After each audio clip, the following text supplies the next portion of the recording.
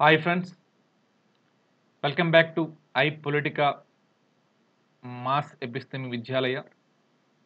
ఈరోజు మన క్లాస్ వచ్చేసి కరెంట్ అఫైర్స్ ఈరోజు నేర్చుకుందాం.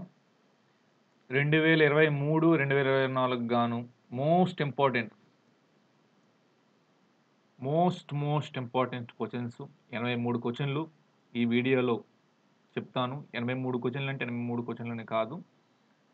ఈ 83 క్వశ్చన్లో ప్రతి ఒక్క క్వశ్చన్ వేరే ఒక 5 క్వశ్చన్లు తెలియజేస్తుంది.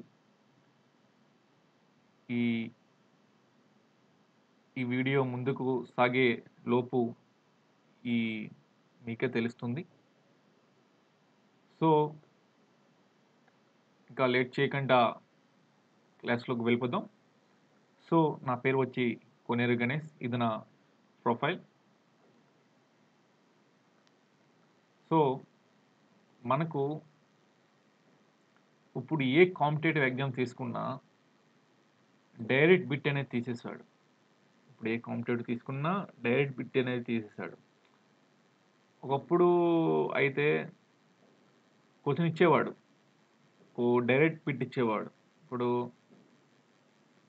మన లోక్సభకి స్పీకర్ ఎవరు అని డైరెక్ట్ బిట్ ఇచ్చేసాడు. కాకపోతే ఇప్పుడు అట్లా కాదు, ఒక బిట్ ఇచ్చి కింద 4 ఆప్షన్స్ ఇచ్చి దాని కింద ఒక 4 ఆప్షన్స్ ఇచ్చి ఒకే క్వశ్చన్ అనేది మిగతా 4 క్వశ్చన్లతో లింకప్ చేస్తున్నాడు. సో ఇప్పుడు ఉన్న ఎగ్జామ్లకు అనుగుణంగా ఈ 83 బిట్లు అనేది నేను తయారు చేశాను. ఇంకా లేట్ చేయకుండా మన ఫస్ట్ క్వశ్చన్ చూద్దాం.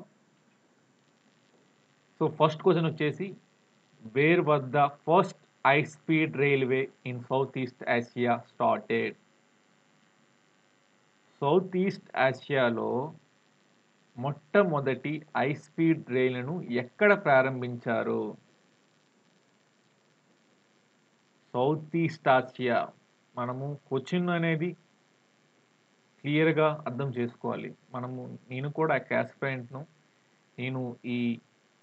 నేను కాంపిటేటివ్ ఎగ్జామ్స్కి ప్రిపేర్ అయ్యి ఇప్పటికి 3 సంవత్సరాలు అయింది. ఈ 3 సంవత్సరాల కాలంలో నేర్చుకుంది ఏంటంటే, మనము క్వశ్చన్ అనేది ముందుగా చదవాలి, ఆ క్వశ్చన్ అర్థం చేసుకోవాలి.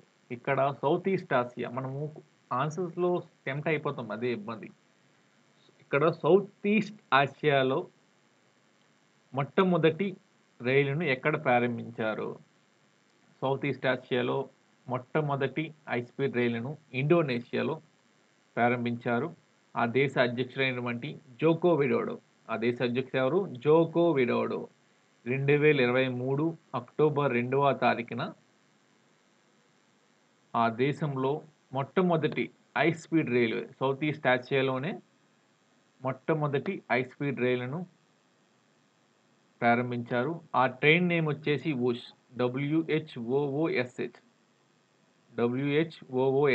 ఆ ట్రైన్ నేమ్ వచ్చి వుష్. దీని ప్రత్యేకత చూసుకుంటే, ఈ రైలు గంటకి 350 కిలోమీటర్ల వేగంతో వెళ్తుంది. ఈ ట్రైన్ వచ్చేసి గంటకు 350 కిలోమీటర్ల వేగంతో వెళ్తుంది. ఈ ట్రైను 142 కిలోమీటర్ల ఆ వ్యవధి ఎన్ని కిలోమీటర్లు, ఒక ప్రాంతం నుంచి 142 కిలోమీటర్లలో వ్యవధిని 42 నిమిషాల్లో ఛేదిస్తుంది. 142 కిలోమీటర్ల వ్యవధిని 40 నిమిషాలలో ఈ ట్రైను గంటకు 350 కిలోమీటర్ స్పీడ్తో వెళ్తుంది. సో ఇదే క్వశ్చన్ వివిధ రకాలుగా అడగవచ్చు వాడు ఎగ్జామినర్. సో ఇక్కడ ఇటీవల సౌత్ ఈస్ట్ ఆసియాలో అయినటువంటి ఇండోనేషియా దేశంలో మొట్టమొదటి హై స్పీడ్ రైలును ప్రారంభించారు. ఎవరు ప్రారంభించారని అడగవచ్చు. అప్పుడు ఇండోనేషియా ప్రెసిడెంట్ అయినటువంటి జోకో విడోడో. మరియు వుష్ అనే హై స్పీడ్ రైలు ఏ దేశానికి చెందింది? ఇండోనేషియా. వుష్ అనే ట్రైను ఏ సంవత్సరంలో ప్రారంభించారు? ఏ నెల, ఏ తేదీ అనగా 2023 అక్టోబర్ 2. అదే ఓకే. మరి ఇండియాలో హై స్పీడ్ రైల్ ఏంటి? నేను ముందే చెప్పాను. ప్రతి క్వెషను వేరే ఒక 5 క్వెషన్‌లతో లింకప్ అయి ఉంటది. సో, ఇండియాలో వచ్చేసి హై స్పీడ్ రైల్ వచ్చేసి వందే భారత్ ఎక్స్‌ప్రెస్. ఈ వందే భారత్ ఎక్స్‌ప్రెస్‌ను 2019 ఫిబ్రవరి 15 తారీఖున నరేంద్ర మోదీ గారు ప్రారంభించారు. వందే భారత్ ఎక్స్‌ప్రెస్ మళ్ళీ రివిజన్ చేస్తున్నాను. సౌత్ ఈస్ట్ ఆసియాలో మొట్టమొదటి హై స్పీడ్ రైలు వచ్చేసి ఇది ఇండోనేషియాలో ప్రారంభించారు. ప్రారంభించిన ఆయన జోకో విడోడో. జోకో విడోడో ఏ దేశానికి ప్రెసిడెంటు అని ఇస్తారు క్వెషన్‌లో. మామూలు ఇంటర్మీడియేటు ఇలాంటి వాటికైతే ఇలా ఇస్తాడు.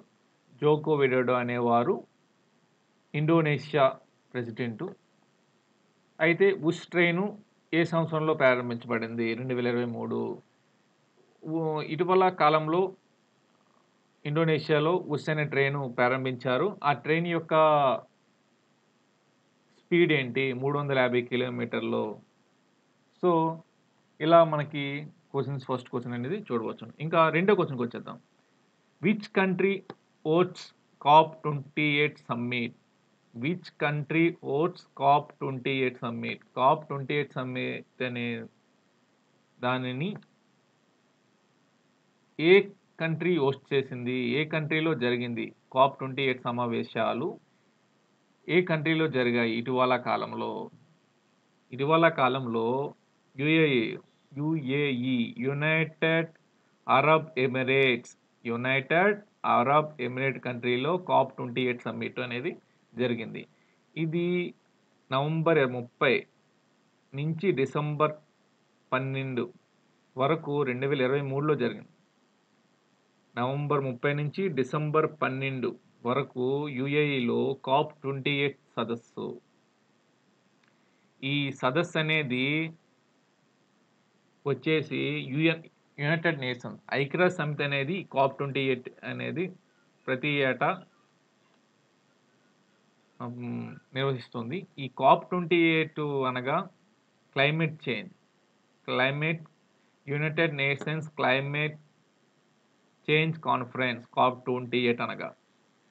సో, COP28 అనేది యూఎన్‌కి 28వ సెషన్ అండి. ఇటీవల కాలంలో జరిగిన COP28 యునైటెడ్ నేషన్‌కి ఎన్నవ సెషన్ అని క్వెషన్ ఇవ్వచ్చు. అప్పుడు ఇది 28 సెషన్. యునైటెడ్ నేషన్స్‌కి 28వ సెషన్ COP28 అనేది. సో, ఈ COP28 సదస్సులో భారత్ ప్రధాని అయినటువంటి నరేంద్ర మోదీ గారు పాల్గొన్నారు. నరేంద్ర మోదీ గారు స్పీచ్ గ్రీన్ క్రెడిట్స్ అనే ప్రోగ్రామ్ మీద మాట్లాడారు ఆయన ప్రసంగంలో. స్పీచ్ గ్రీన్ క్రెడిట్ ప్రోగ్రామ్ అనే విషయంపై మాట్లాడారు. ఆయన మాట్లాడుతూ ఇండియాలో పొల్యూషన్ గ్యాసెస్ అనగా కాలుష్య ఉద్గారాలు 2030 నాటికి ఇండియాలో కాలుష్య ఉద్గారాలను 45% తగ్గించాలని మేము నిర్ణయించుకున్నామని ఆ COP28 యుఏఈలో జరిగిన సమావేశంలో మన ప్రైమ్ మినిస్టర్ నరేంద్ర మోదీ గారు చెప్పారు. మళ్ళీ క్వెషన్ రివిజన్ చేస్తున్నాను. COP28 సమ్మిట్ అనేది ఏ ఆర్గనైజేషన్ యొక్క సమ్మిటు? COP28 అనేది యుఎన్. COP28 అనేది ఏ కింది వానిలో COP28 అనేది ఏ విషయంపై జరిగినది అంటే ఇది UNCCC United Nations climate change conference. ఈ COP28 అనగా COP28 సమ్మిట్ ఎక్కడ జరిగింది? ఇటీవల కాలంలో అని క్వెషన్ ఇస్తాడు. అప్పుడు యుఏఈ, యునైటెడ్ అరబ్ ఎమిరేట్స్. ఇది COP28 ఏ సంవత్సరంలో జరిగినది? COP28 డిసెంబర్ 30 నుంచి డిసెంబరు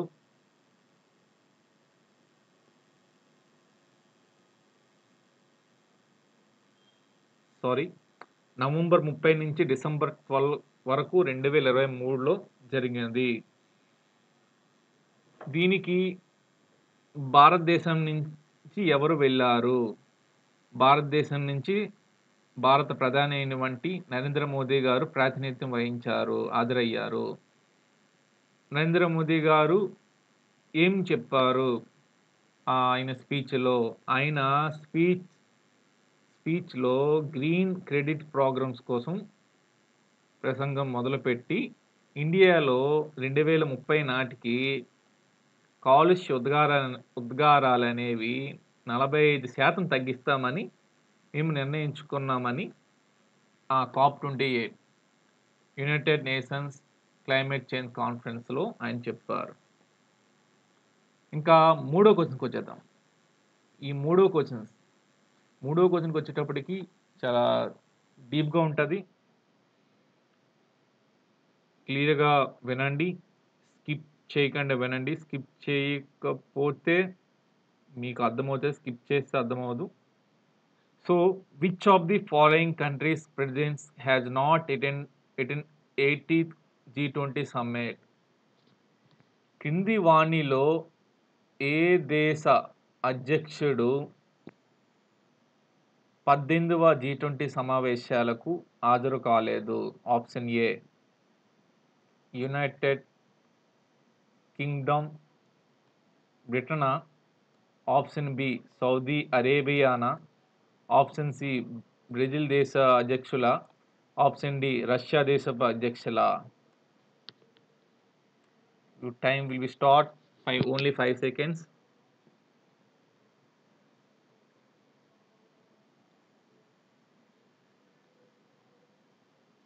సో, ఇటీవల కాలంలో G20 సమావేశాలు 18వ G20 సమావేశం అనేది న్యూఢిల్లీలో జరిగింది. న్యూఢిల్లీలో జరిగినది. ఈ 18వ G20 సమావేశాలకు రష్యా యుక్రెయిన్ వారు వలన రష్యా అధ్యక్షుడు పుతిన్ హాజరవ్వలేదు. మీకు క్వశ్చన్ ఇలా ఇస్తాడు. ఇటీవల జరిగిన 18వ G20 సమావేశాల్లో ఏ దేశ అధ్యక్షుడు ఆ సమ్మిట్‌కి హాజరు కాలేదు? అనగా ఫ్రాన్స్ దేశ అధ్యక్షుడు, రష్యా దేశపు అధ్యక్షుడు పుతిన్ హాజరు కాలేదు. సో, ఇది న్యూఢిల్లీ భారతదేశంలో జరిగింది ఈ సమావేశాలు, G20 సమావేశాలు. ఈ న్యూఢిల్లీలో G20 డిక్లరేషన్ అనేది సెప్టెంబర్ 9న న్యూఢిల్లీ డిక్లరేషన్ అనేది ప్రపంచ దేశాలు తీర్మానించుకున్నాయి. ఈ G20 సమావేశాలకి 18వ G20 సమావేశాల స్పెషల్ ఏంటంటే ఆఫ్రికన్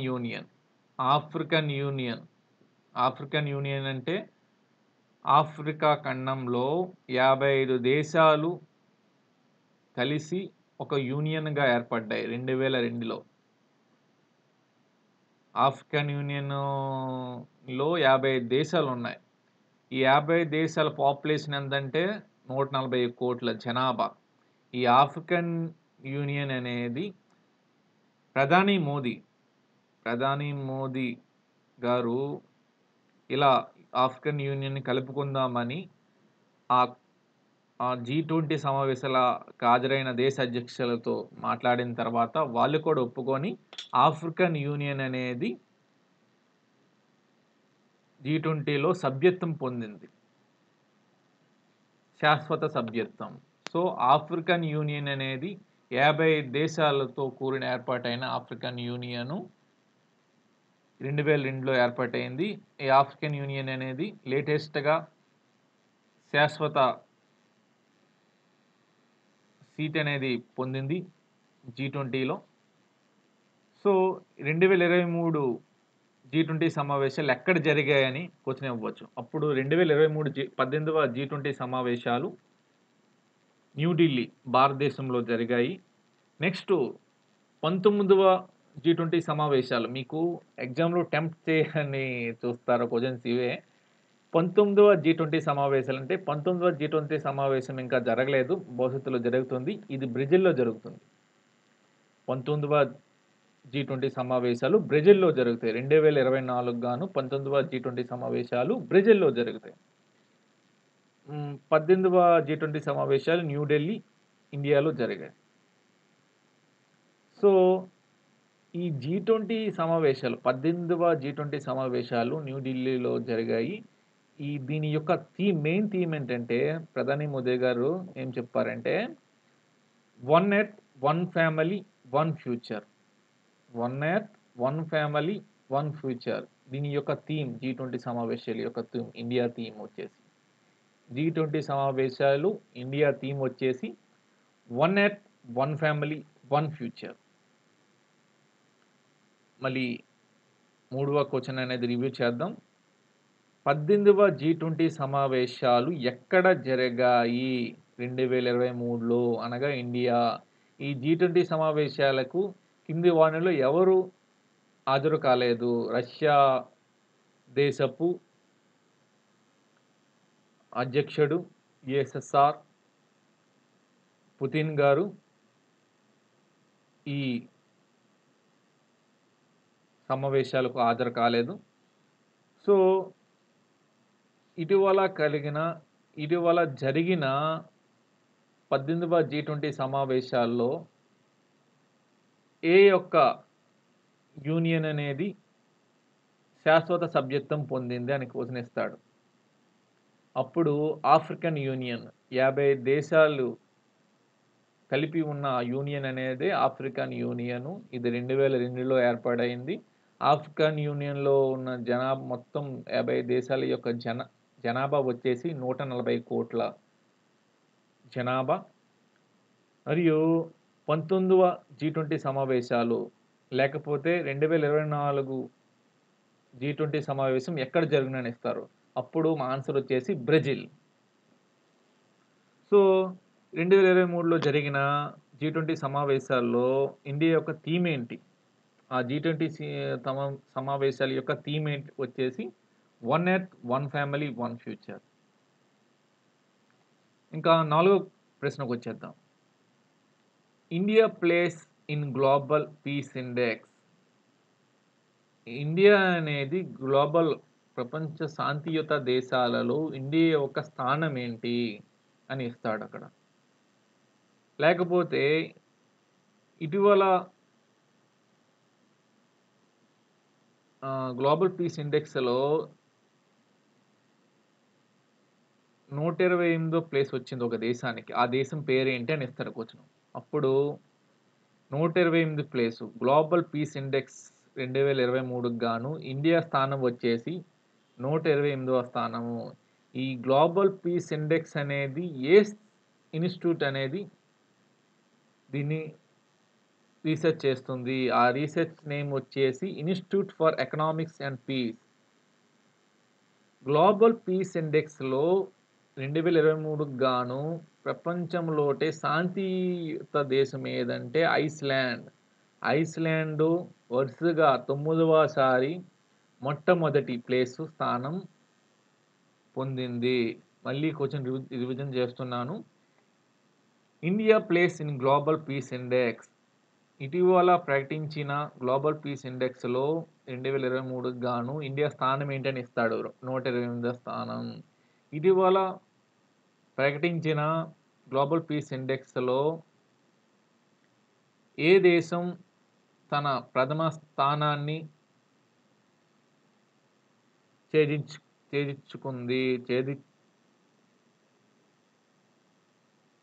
ప్రథమ స్థానం పొందింది అని ఇస్తాడు. అప్పుడు వచ్చేసి ఐస్‌లాండ్. ఐస్‌లాండ్ దేశం అనేది వరుసగా 9వసారి గ్లోబల్ పీస్ ఇండెక్స్‌లో 2023కి గాను ప్రథమ స్థానం పొందింది. ఇంకా 5వ క్వశ్చన్ వచ్చేసి ఏంటంటే 49వ జీ20 G7 49వ G7 49వ G7 సమావేశాలను ఏ దేశములో జరిగాయి? లేకపోతే ఏ దేశము ఆతిథ్యం ఇచ్చింది? 49వ G7 గ్రూప్ ఆఫ్ 7 సమ్మిట్‌కు ఏ దేశం ఆతిథ్యం ఇచ్చింది? అంటే జపాన్. జపాన్ దేశం అనేది 49వ ఇటీవల జరిగిన 2023లో జరిగిన 49వ G7 అనగా G7 అనగా గ్రూప్ ఆఫ్ 7 G7 అనగా గ్రూప్ ఆఫ్ 7 సమావేశాలు జపాన్‌లో జరిగాయి. ఈ జపాన్‌లో హిరోషిమాలో 19-21 వరకు మే 2023లో ఈ సమావేశాలు జరిగాయి. మళ్ళీ కొంచెం రివిజన్ చేస్తున్నాను. 49వ G7 గ్రూప్ ఆఫ్ 7ని ఏ దేశం ఆతిథ్యం ఇచ్చింది? అనగా జపాన్.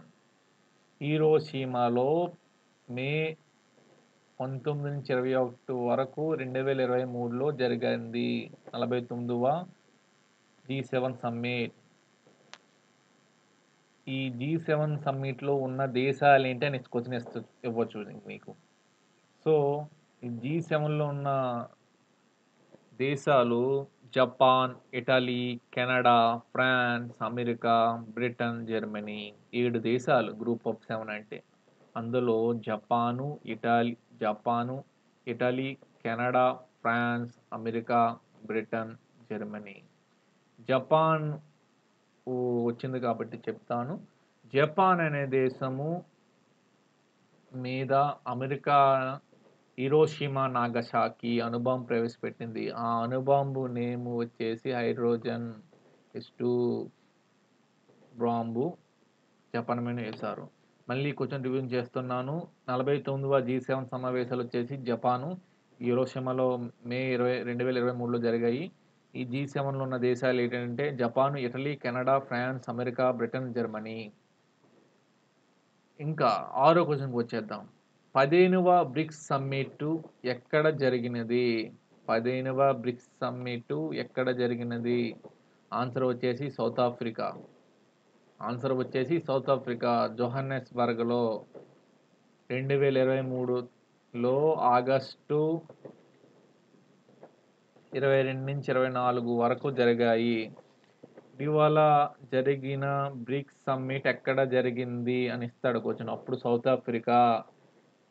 ఇటీవల 2023 ఆగస్టున 22-24 మధ్య ఒక సమ్మిట్ జరిగింది. ఆ సమ్మిట్ పేరేంటి అని ఇస్తాడు. అప్పుడు 50th బ్రిక్స్ సమ్మిట్. అప్పుడు ఆన్సరు జోహాన్నెస్బర్గ్‌లో జరిగింది.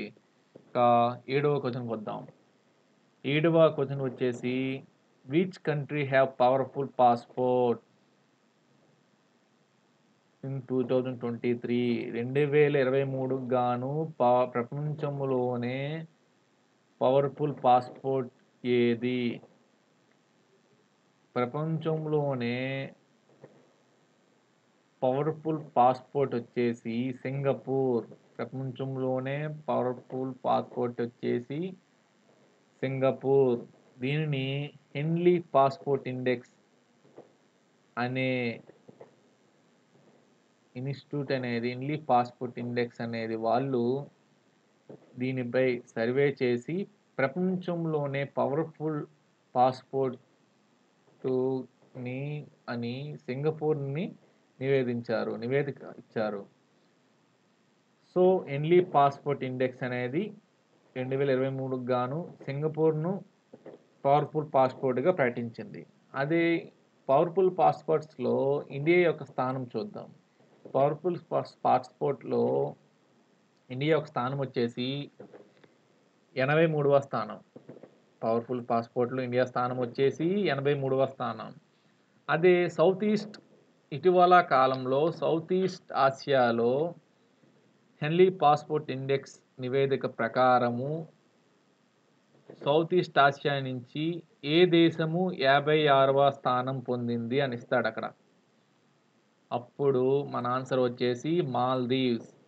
మాల్దీవ్స్ అనే దేశము 56వ స్థానము. సౌత్ ఈస్ట్ ఆసియాలోటే బెస్ట్ పాస్‌పోర్ట్‌గా ప్రఖ్యాతిగాంచింది. ఆ స్థానం వచ్చేసి 56వ స్థానము. మరియు ఈ క్వెషన్‌కి రిలేటెడ్‌గా ఇటీవల ఏ దేశము డిజిటల్ పాస్‌పోర్ట్ విధానాన్ని ప్రవేశపెట్టింది? ఆ దేశం పేరు వచ్చేసి ఫిన్లాండ్. ఆ దేశం పేరు వచ్చేసి ఫిన్లాండ్. సో, డిజిటల్ పాస్‌పోర్ట్‌ను ఏ దేశం తెచ్చిందంటే ఫిన్లాండ్. సో, క్వెషన్ అనేది మళ్ళీ రివిజన్ చేస్తాను. Which country have powerful passport in 2023 లేదా ఇటీవల హెన్లీ పాస్‌పోర్ట్ ఇండెక్స్ ప్రకారము ఏ దేశము పవర్‌ఫుల్ పాస్‌పోర్ట్ స్థానంలో ప్రథమ స్థానంలో నిలిచిందని ఇస్తాడు. అప్పుడు సింగపూర్. ఇండి హెన్లీ పాస్‌పోర్ట్ ఇండెక్స్‌లో 2023కి గాను ఇండియా స్థానం అని ఇస్తాడు. అప్పుడు ఇండియా స్థానం వచ్చేసి 83. మరియు సౌత్ ఈస్ట్ ఆసియాలోనే బెస్ట్ స్థానం పొందింది ఏంది? హెన్లీ పాస్‌పోర్ట్ ఇండెక్స్ ప్రకారము సౌత్ ఈస్ట్ ఆసియాలో ఏ దేశము 56వ స్థానం పొందింది? పవర్‌ఫుల్ పాస్‌పోర్ట్స్‌లో మాల్దీవ్స్ అనేది 56వ స్థానం. మరియు ఫిన్లాండ్ అనేది డిజిటల్ పాస్‌పోర్ట్ విధానాన్ని ప్రపంచంలోనే మొదటిసారిగా డిజిటల్ పాస్‌పోర్ట్‌ను ఎయిర్‌పోర్ట్స్‌లో చూపించి మనం ప్రయాణించవచ్చునని ఫిన్లాండ్ దేశము దేశ పౌరులకు చెప్పింది. సో, 8వ క్వెషన్‌కి వచ్చేద్దాం. Which country has decided that parents should be jailed if children do not attend school for 20 consecutive days without extenuating circumstances? మళ్ళీ క్వెషన్ రిపీట్ చేస్తాను.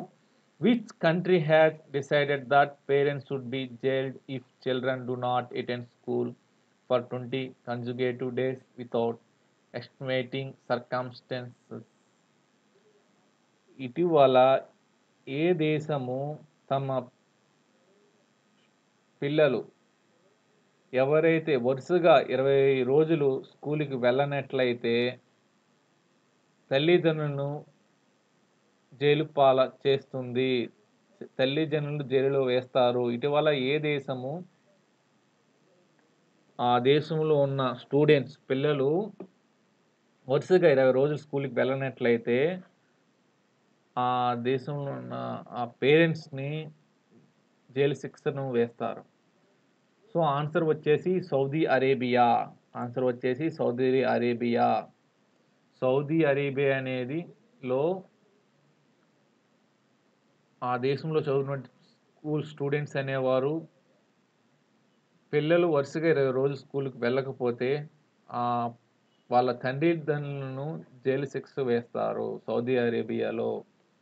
ఈ సౌదీ అరేబియా కరెన్సీ వచ్చేసి రియాద్. సౌదీ అరేబియా కరెన్సీ వచ్చేసి Riyadh. So, మళ్ళీ question repeat చేస్తున్నాను. ఇటీవల ఏ దేశము పిల్లలు వరుసగా 20 రోజులు స్కూలుకి వెళ్ళకపోతే వాళ్ళ తల్లిదండ్రులను జైలులో వేస్తారు. ఆ దేశం వచ్చేసి Saudi Arabia. Saudi Arabia currency వచ్చేసి రియాద్. 9వ క్వెషన్‌లోకి వెళ్ళిపోదాం. So, India foreign minister recently unveiled a statue of Rabindranath Tagore in which country? ఇటీవల కాలంలో భారత విదేశీ వ్యవహారాల శాఖ మంత్రి రవీంద్రనాథ్ ఠాగూర్ ఏ దేశంలో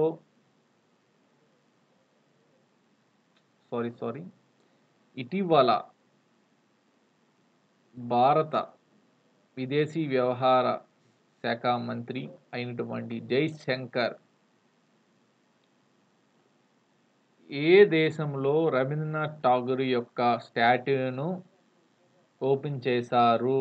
అనగా వెళ్ళి అక్కడ కార్యంగా హాజరవ్వారు. ఆ దేశం వచ్చేసి వియత్నాం. ఇటీవల కాలంలో రవీంద్రనాథ్ ఠాగూర్ విగ్రహాన్ని ఏ దేశంలో స్టాట్యూను కట్టారు అనగా ఆ దేశం వచ్చేసి వియత్నాం. వియత్నాం రాజధాని వచ్చేసి హనాయ్. క్వెషన్‌కి రిలేటెడ్‌గా చెప్తున్నాను. వియత్నాం రాజధాని వచ్చేసి హనోయ్, క్యాపిటల్ రాజధాని. సో మళ్ళీ క్వశ్చన్ రిపీట్ చేస్తున్నాను. ఇటీవల భారతదేశ విదేశీ వ్యవహారాల శాఖ మంత్రి రవీంద్రనాథ్ ఠాగూర్ యొక్క స్టాట్యూను వియత్నాంలో ప్రారంభించారు. ఆ వియత్నాం దేశపు రాజధాని హనోయ్. రవీంద్రనాథ్ ఠాగూర్ గారు వచ్చారు కాబట్టి రవీంద్రనాథ్ ఠాగూర్ గారు 1913లో నోబెల్ ప్రైజ్ పొందారు. రవీంద్రనాథ్ ఠాగూర్ గారు 1913లో నోబెల్ ప్రైజ్ పొందారు. ఈయన రవీంద్రనాథ్ ఠాగూర్ గారు ఏ విభాగంలో నోబెల్ ప్రైజ్ పొందారు? రవీంద్రనాథ్ ఠాగూర్ గారు వచ్చేసి లిటరేచర్. ఆయన లిటరేచర్‌లో నోబెల్ బహుమతి పొందారు. ఈయన 1313లో నోబెల్ ప్రైజ్ గ్రహీత. ఈయన first non European writer. Nobel prize award పొందిన గ్రహీతల్లో ఈయన వచ్చేసి first non European writer. So Rabindranath Tagore garu 1913లో నోబెల్ ప్రైజ్ పొందారు. మళ్ళీ క్వశ్చన్ వచ్చేసి రిపీట్ చేస్తున్నాను. India's foreign minister recently unveiled a statue of Rabindranath Tagore in which country? భారతదేశపు విదేశీ వ్యవహారాల శాఖ మంత్రి ఇటీవల కాలంలో రవీంద్రనాథ్ ఠాగూర్ యొక్క స్టాట్యూను ఏ దేశంలో ప్రారంభించారు? ఆ దేశం వచ్చేసి వియత్నాం రాజధాని వచ్చేసి హనోయ్, క్యాపిటల్. రవీంద్రనాథ్ ఠాగూర్ గారు 1913లో నోబెల్ ప్రైజ్ పొందారు. ఆయన లిటరేచర్ విభాగంలో నోబెల్ ప్రైజ్ పొందారు. ఈయన first non European writer. So 10వ క్వశ్చన్కి వచ్చేద్దాం. మళ్ళీ గ్యాంగ్ 1 విచ్ కంట్రీ శాటిలైట్? మళ్ళీ గ్యాంగ్ 1 అనేది ఏ కంట్రీ యొక్క శాటిలైట్? ఆన్సర్ వచ్చేసి నార్త్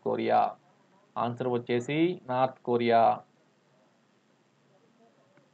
క్వశ్చన్ వేరే విధంగా ఇవ్వచ్చు. మళ్ళీ గ్యాంగ్ అనేది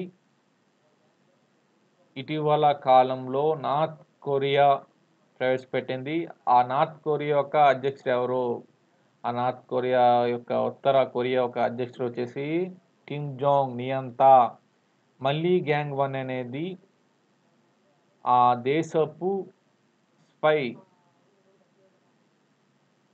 రష్యా ఉపగ్రహం. అది స్పై అనేది నిఘా వ్యవస్థ. అది ఆ దేశపు నార్త్ కొరియా యొక్క నిఘా శాటిలైట్ మళ్ళీ గ్యాంగ్ 1 వచ్చేసి ఆ దేశపు రష్యపు నిఘా వ్యవస్థ కలిగిన ఉపగ్రహం. మళ్ళీ గ్యాంగ్ 1 అనేది నార్త్ కొరియా యొక్క ఉపగ్రహం. ఇక 11వ క్వశ్చన్కి వచ్చేద్దాం. Which word takes word of the year by Cambridge dictionary 2023? A word వచ్చేసి 2023 కేంబ్రిడ్జ్ డిక్షనరీలో వర్డ్ ఆఫ్ ది ఇయర్గా నిలిచింది? ఆన్సర్ వచ్చేసి హెల్యూజినేట్. 2023 గాను కేంబ్రిడ్జ్ డిక్షనరీలో వర్డ్ ఆఫ్ ది ఇయర్గా స్థానం పొందింది హెల్యూజినేట్. ఇదే రిలేటెడ్గా హోమర్ 2022కి హోమర్ అనే వర్డు 2022 గాను కేంబ్రిడ్జ్ డిక్షనరీలో 2022 గాను ఏ వర్డ్ స్థానం పొందిందని క్వశ్చన్ ఇస్తాడు ఎగ్జామ్లో. అప్పుడు ఆన్సర్ వచ్చేసి హోమర్. 2023 గాను హెల్యూజినేట్ అనే వర్డు ఏ యూనివర్సిటీ డిక్షనరీలో స్థానం పొందని క్వశ్చన్ ఇవ్వచ్చు. అప్పుడు కేంబ్రిడ్జ్ డిక్షనరీలో 2023 గాను హెల్యూజినేట్ అనే వర్డు స్థానం పొందింది. 2022 గాను కేంబ్రిడ్జ్ డిక్షనరీలో ఏ వర్డు స్థానం పొందింది వర్డ్ ఆఫ్ ది ఇయర్గా? హోమర్. మళ్ళీ క్వశ్చన్ రిపీట్ చేస్తున్నాను. Which word takes word of the year by Cambridge dictionary 2023? అంటే ఇటీవల కాలంలో ఏ వర్డ్ ఆఫ్ ది ఇయర్గా కేంబ్రిడ్జ్ డిక్షనరీలో స్థానం పొందింది అని ఇస్తాడు. అప్పుడు ఆన్సర్ వచ్చేసి హెల్యూజినేట్. 2023 గాను కేంబ్రిడ్జ్ యూనివర్సిటీ డిక్షనరీలో వర్డ్ ఆఫ్ ది ఇయర్గా నిలిచింది హెల్యూజినేట్. నెక్స్ట్ 2022 గాను వర్డ్ ఆఫ్ ది ఇయర్గా కేంబ్రిడ్జ్ డిక్షనరీలో స్థానం పొందింది హోమర్. ఇంకా 12వ క్వశ్చన్కి వచ్చేద్దాం. Following which country ban TikTok in 13 November 2023? Following which country ban TikTok in 13 November 2023? ఇటీవల కాలంలో ఏ దేశము టిక్టాక్ను బ్యాన్ చేసింది? మీకు ఇలాగ టెంప్ట్ చేయొచ్చు. పాకిస్తానా, నేపాలా, బంగ్లాదేశా, స్విట్జర్లాండ్ అని. ఇప్పుడు మనం ఎక్కువ ఉంటే బంగ్లాదేశ్ కానీ స్విట్జర్లాండ్ కానీ మనం పెడతాం. సో ఆన్సర్ వచ్చేసి నేపాల్. నేపాల్ అనేది ఇటీవల కాలంలో టిక్టాక్ను బ్యాన్ చేసింది. సో నేపాల్ అనే కథనం వచ్చింది కాబట్టి చెప్తున్నాను. ఇటీవల కాలంలో నేపాల్ అనేది తమ 100 రూపాయల నోట్స్ మీద భారతదేశంలో ఉన్న పురావస్తు భూభాగాలను ఆ నోట్లపై చూపించింది. ఇప్పుడు దానిపై దేశంలో రచ్చ కొనసాగుతుంది. సో 13వ క్వశ్చన్కి వచ్చేద్దాం. Women and man in India 2022 written by books అనే కరెంట్ అఫైర్ చాలా ఇంపార్టెంట్. ఇప్పుడు ప్రెజెంట్ ఎగ్జామ్స్లో బాగా అడుగుతున్నారు. So women and man in India 2022 written by ఎవరు రాశారు? ఆన్సర్ వచ్చేసి ముందు తెలుసుకునే ముందు మనం women and man in India 2022 ఇలా ఉందని మనం టెంప్ట్ అయిపోతాం ఆ క్వశ్చన్స్లో. నిర్మలా సీతారామన్ కానీ, మిథాలీ రాజ్ కానీ, జయప్రకాష్ నారాయణ కానీ, రావ్ ఇందర్జిత్ సింగ్ అని చూస్తాం. కాకపోతే మనం ఈ రావ్ ఇందర్జిత్ సింగ్ అనేది మనం చూసుకోము. ఎందుకంటే Nirmala Sitharaman Indian finance minister మనకి వార్తల్లో వీళ్ళు ఎక్కువగా నిలుస్తుంటారు కాబట్టి ఈ మూడులో ఏదైనా ఒకరిని మనం పెట్టేస్తాం. కాకపోతే అక్కడ ఆన్సర్ అనేది ఎవరంటే Rao Inderjit Singh. Nirmala Sitharaman Indian finance minister. Mithali Raj వచ్చేసి Indian former women's captain.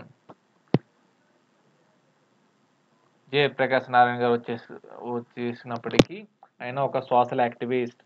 So women and man in India 2022 written by Rao Inderjit Singh. So 14వ క్వశ్చన్ వచ్చేటప్పటికి Nehru Tibet and China written by Nehru Tibet and China అనే పుస్తకాన్ని ఎవరు రాశారు? So Nehru Tibet and China అని వస్తే మనము ముందుగా నెహ్రూ ఉంది కదని తర్వాత కాలంలో Jawaharlal Nehru India's first prime minister. So మనము టెంప్ట్ అయిపోతాం క్వశ్చన్లు వచ్చేటప్పటికి. నెహ్రూ గారి తర్వాత ఆయన రాహుల్ గాంధీ కానీ ఇంకెవరైనా రాస్తుంటారు కదని అలా పెట్టేస్తాం. కాకపోతే Nehru Tibet and China written by రాసింది ఎవరంటే అవతార్ సింగ్ బాసిన్ అనే ఆయన నెహ్రూ టిబెట్ అండ్ చైనా అనే బుక్ను రాశారు. ఇంకా వేరే 15వ క్వశ్చన్కి వచ్చేద్దాం. To all fighters for freedom why socialism? To all fighters for freedom why socialism అనే బుక్ను ఎవరు రాశారు అని ఇస్తారు. ఆన్సర్ వచ్చేసి Jayaprakash Narayan garu. So to all fighters for freedom why socialism ఈ క్వశ్చన్లో కూడా మనం టెంప్ట్ అయిపోతాం. వై సోషలిజం అనే వచ్చేటప్పటికి డాక్టర్ బిఆర్ అంబేద్కర్ గారు కానీ ఇంకా రాజా రామ్మోహన్ రాయ్ గారు కానీ ఇలా సోషల్ యాక్టివిస్టు పేర్లు ఇవ్వవచ్చు మనకి. Option A, option B. కాకపోతే మనం అక్కడ టెంప్ట్ అయిపోతాం. ఇక్కడ all fighters for freedom why socialism అని వచ్చేసేటప్పటికి జయప్రకాష్ నారాయణ్ గారు. సో 16వ క్వశ్చన్కి వచ్చేద్దాం. Straight from the heart written by ఎవరు రాశారు? Straight from the heart written by ఇదే క్వశ్చన్ వేరే విధంగా కూడా ఇస్తాడు. So straight from the heart అనే బుక్ను కపిల్ దేవ్ గారు రాశారు. కాకపోతే మనకి ఎగ్జామ్లో టెంప్ట్ అయ్యే క్వశ్చన్ కూడా ఇదే, స్ట్రైట్ ఫ్రమ్ ది హార్ట్. ఇప్పుడు ఇండియాలో ఉన్న ఫేమస్ ఈ సచిన్ టెండూల్కర్ గారు కానీ లేకపోతే నాన్ క్రికెటర్స్ కానీ ఇప్పుడు నితిన్ గడ్కరీ, జయప్రకాష్ నారాయణ్ కాకపోతే కపిల్ దేవ్ అని 4 ఆప్షన్స్ ఇచ్చారు. కాకపోతే మనం టెంప్ట్ అయిపోతాం అక్కడ. నితిన్ గడ్కరీ గారు గాని, జయప్రకాష్ నారాయణ గారు గాని అనే ఆప్షన్. కాకపోతే స్ట్రైట్ ఫ్రమ్ ది హార్ట్ అనే పుస్తకాన్ని రాసింది కపిల్ దేవ్ గారు. కపిల్ దేవ్ గారి విషయం వచ్చింది కాబట్టి కపిల్ దేవ్ గారు 1983లో భారతదేశం గెలిచినటువంటి cricket world cup winning captain ఆయన. సో ఈయన కపిల్ దేవ్ ఫేమస్ ఏంటంటే ఒకే ఫార్మాట్లో 5,000 రన్స్ తీసి 400 వికెట్లు తీసుకున్న క్రికెట్ చరిత్రలో, టెస్ట్ క్రికెట్ చరిత్రలో 5,000 రన్స్ చేసి 400 వికెట్లు తీసుకున్న క్రికెటర్ ఎవరని ఎగ్జామ్లో ఇవ్వవచ్చును. అప్పుడు ఆన్సర్ వచ్చేసి కపిల్ దేవ్.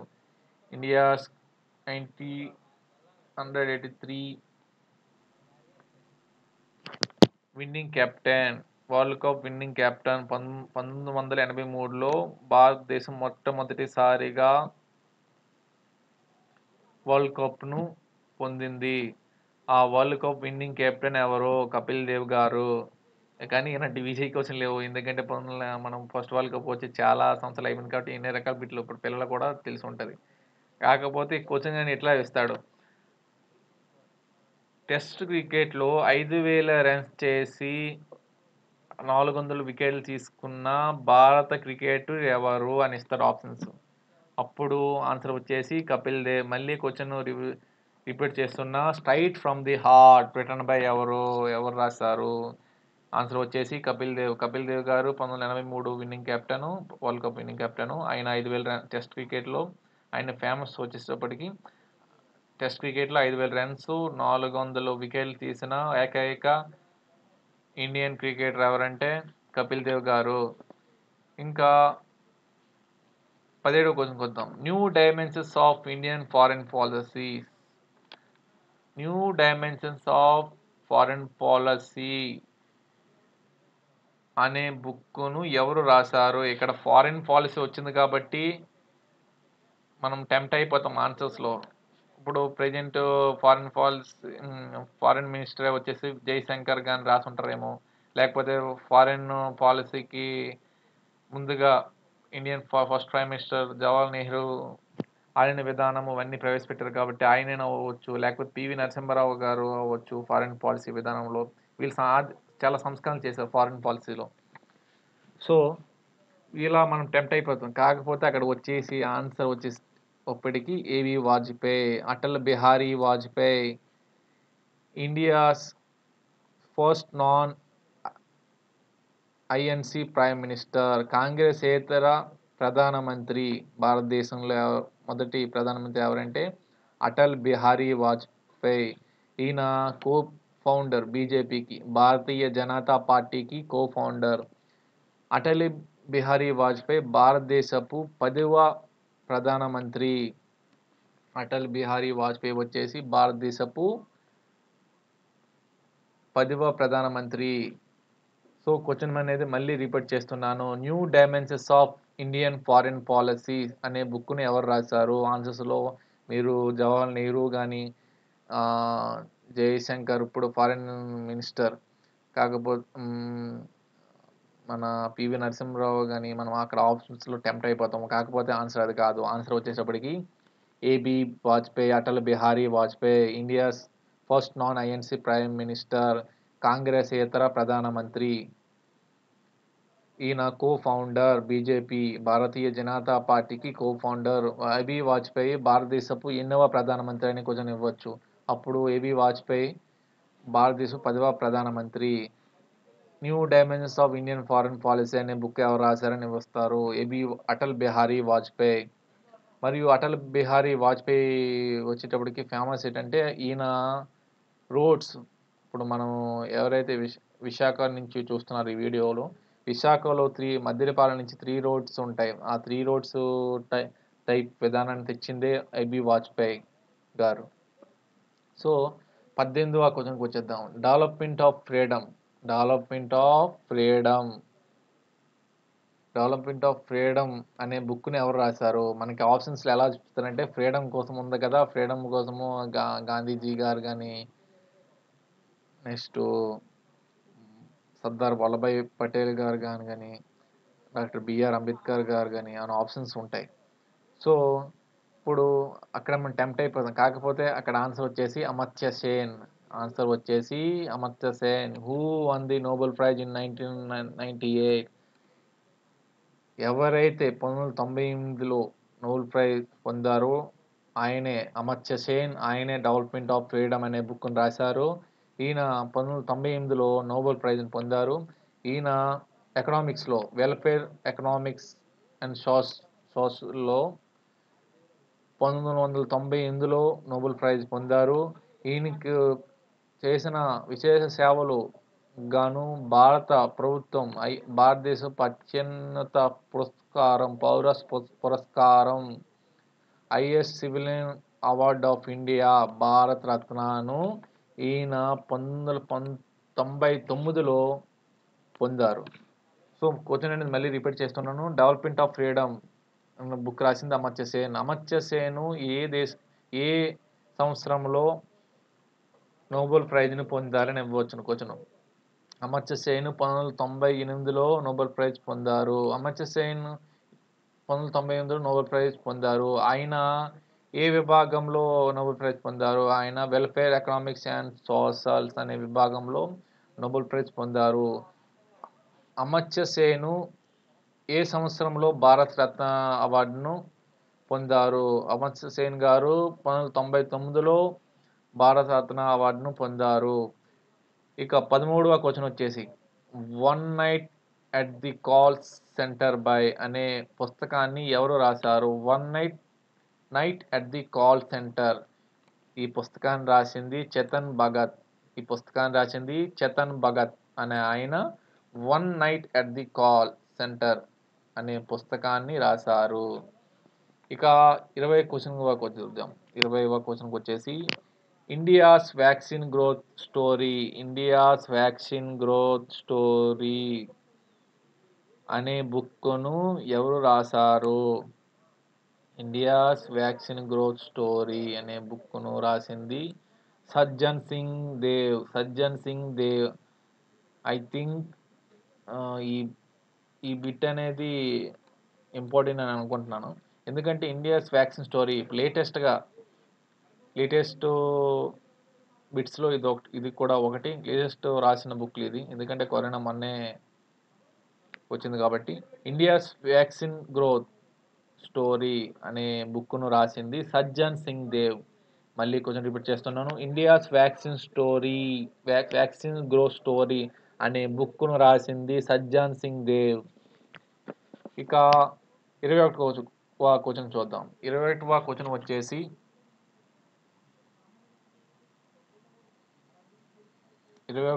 వచ్చేసి ఐపీఓ మీన్స్ ఏంటి? ఐపీఓ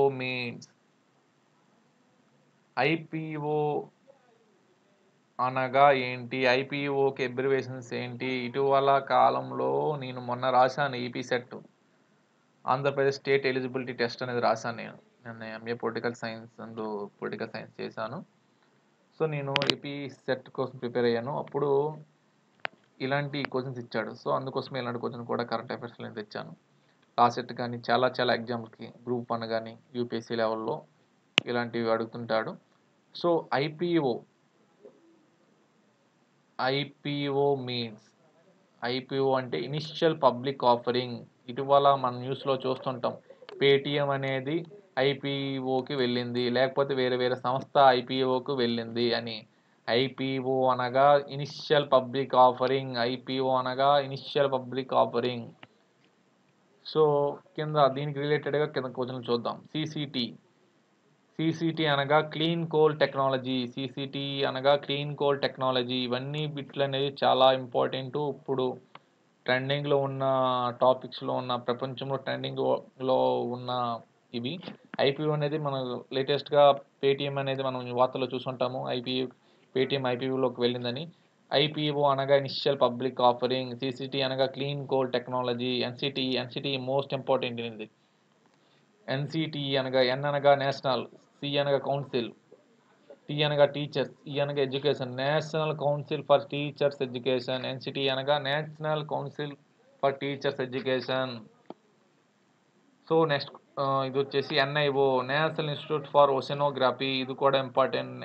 ఎన్ఐఓ అనగా ఏంటి, కింద 4 ఇస్తాడు. నేషనల్ ఇన్స్టిట్యూట్ ఫర్ ఆంథ్రాలజీ అని ఇస్తాడు, కాకపోతే అక్కడ మనం టెంప్ట్ అయిపోతాం. ఇక్కడ NIO, national institute of oceanography, national institute of oceanography, NIO అనగా. ఇక్కడ మరీ ఇంపార్టెంట్ ఈ 3 చూద్దాం కింద. ఐవిఆర్ఎస్, ఐవిఆర్ఎస్ అనగా interactive voice response system. Interactive అనగా voice response system, interactive voice response system IVRS అనగా.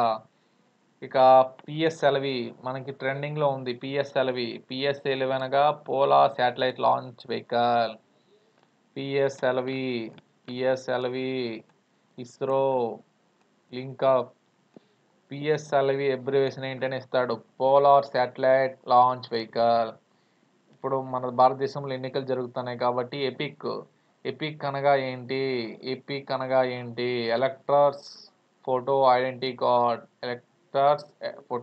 కార్డ్ మేబీ లాస్ట్ కానీ ఇందులో ఇవ్వచ్చు, ఎంట్రీ టెస్ట్లో యూజీసీ నెట్లో కానీ, ఎందుకంటే ఇప్పుడు భారతదేశంలో ఎన్నికలు జరుగుతున్నాయి. సో ఇక్కడ ఎపిక్ అనేది వచ్చింది కాబట్టి మనకు రీసెంట్గా భారతదేశంలో ఎన్నికలు జరుగుతున్నాయి. సో భారతదేశంలో జరుగుతున్న ఎన్నికలు వచ్చేసి ఆంధ్రప్రదేశ్ ఏ దశలో ఎన్నికలు జరుగును, ఆంధ్రప్రదేశ్లో 4వ దఫాలో ఎన్నికలు జరుగును. సో ఎపిక్ వచ్చేసి ఎలక్టోర్స్ ఫోటో ఐడెంటిటీ కార్డ్. ఎపిక్ వచ్చేసి ఎలక్టోర్స్ ఫోటో ఐడెంటిటీ కార్డ్. సో మళ్ళీ క్వశ్చన్ రిపీట్ చేస్తున్నా, ఐపీఓ మీన్స్. ఎందుకంటే ఇంత ఇంపార్టెంట్గా ఎందుకు చెప్తున్నానంటే, మొన్న నేను ఎపిసోడ్ రాశాను, అక్కడ టెంప్ట్ అయిపోయాను. ఎఫ్టీపీ అనేది ఇచ్చాడు, ఫైల్ ట్రాన్స్ఫర్ ప్రోటోకాల్. కాకపోతే నేను అక్కడ ఏం పెట్టానంటే, అక్కడ మనకి టెంప్ట్ అయిపోతాం కదా, ఎఫ్టీపీ అంటే ఫైల్ ట్రాన్స్మిటెడ్ ప్రోటోకాల్ అని పెట్టాను నేను. కాకపోతే అక్కడ ఆన్సర్ వచ్చేసి file transfer protocol FTP. Last ఎపిసెట్ ఎగ్జామ్లో అడిగాడు ఆ క్వశ్చన్. సో ఐపీఓ ఇటీవల కాలంలో చాలా కంపెనీస్ ఐపీఓకి వెళ్తేనే మనం న్యూస్లో చూస్తుంటాం. సో అది ట్రెండింగ్లో ఉంది. ఐపీఓ అనగా ఇనిషియల్ పబ్లిక్ ఆఫరింగ్, సిసిటీ అనగా క్లీన్ కోల్ టెక్నాలజీ, ఎన్సిటీ అనగా national council for teachers education, NIO అనగా national institute of oceanography, NI ఇది ఇంపార్టెంట్. ఐవిఆర్ఎస్ అనగా interactive voice response system, PSLV అనగా polar satellite launch vehicle, EPIC అనగా electors photo identity card. So 22వ question చూద్దాం. How many of recipients of the Padma Shri award announced by the central government for 2024 are from France? ఇది very very important questions. ఇది చాలా డీప్గా చెప్తాను, వినండి. ఇప్పుడు ఇవన్నీ 2024 కాబట్టి ఇప్పుడు నెక్స్ట్ వచ్చే యూపీఎస్సీ ఎగ్జామ్లు కానీ, గ్రూప్ 2 మెయిన్స్ కానీ, యూజీసీ నెట్ కానీ చాలా చాలా ఇంపార్టెంట్ ఈ క్వశ్చన్స్. సో క్వశ్చన్స్ మళ్ళీ చదువుతాను. How many recipients of the Padma Shri award announced by the central government for 2024 are from France? ఇటీవల భారతదేశం ప్రకటించిన పద్మశ్రీ అవార్డుల్లో, కేంద్ర ప్రభుత్వం ప్రకటించిన పద్మశ్రీ అవార్డుల్లో 2024 గాను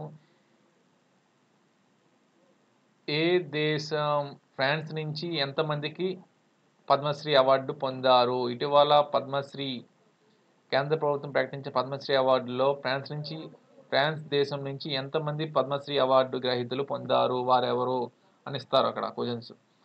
సో ఇటీవల కాలంలో పద్మశ్రీ అవార్డు ఫ్రాన్స్ నుంచి 4 కైవసం చేసుకున్నారు. ఫ్రాన్స్ దేశం నుంచి ఇటీవల పద్మశ్రీని 4 కైవసం చేసుకున్నారు. సో పద్మశ్రీ భారతదేశం ప్రతి ఏటా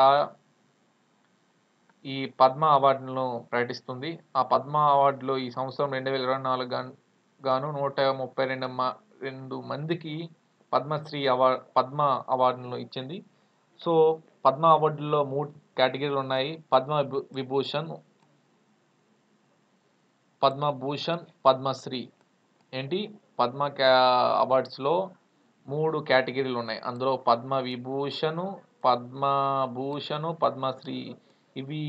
ఇవన్నీ భారతదేశం యొక్క అత్యున్నత పురస్కారాలు, పౌర పురస్కారాలు.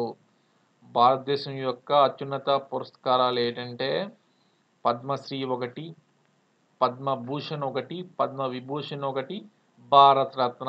అదే హైయెస్ట్ సివిలియన్ అవార్డు భారతదేశంలో.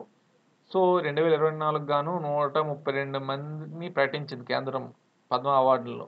అందులో పద్మవిభూషణ్ గెలుచుకున్నవారు 5. పద్మభూషణ్ని 17 మందికి వరించింది. పద్మశ్రీ ఏకంగా 110 మంది పొందారు. మొత్తం ఓవరాల్గా ఇది విదేశీ వ్యక్తులకి ఇస్తారు, మన విదేశీ వ్యక్తులకి, మన దేశంలో ఉన్న వారు అందరికీ ఇస్తారు. సో 2024 గాను పద్మ అవార్డులు 132 మంది పొందారు. అందులో పద్మవిభూషణ్ పొందిన వారు 5 మంది, పద్మభూషణ్ పొందిన వారు 17 మంది, పద్మశ్రీ పొందిన వారు 110 మంది. సో మన క్వశ్చన్లోకి వచ్చేద్దాం. సో ఫ్రాన్స్ నుంచి 4 పొందారు ఈ పద్మశ్రీ. అందులో మొదటి వ్యక్తి వచ్చేటప్పటికి చార్లెట్ చోపిన్. ఈయన ఓల్డ్ యోగా ఎక్స్పర్ట్. ఈయన ప్రాచీన యోగాలో ప్రావీణ్యం పొందారు. సో ఈయన పద్మశ్రీ వరించింది. ఈయన ఫ్రాన్స్ దేశస్థుడు. నెక్స్ట్ ఫ్రాన్స్ దేశం నుంచి 2వ అవార్డు గ్రహీత ఎవరంటే కిరణ్ వ్యాస్. ఈయన యోగా ఆయుర్వేదలో ప్రావీణ్యం పొందారు. సో ఈయన్ని పద్మశ్రీ 2024 గాను పద్మశ్రీ పొందారు. పియరీ సైల్వియన్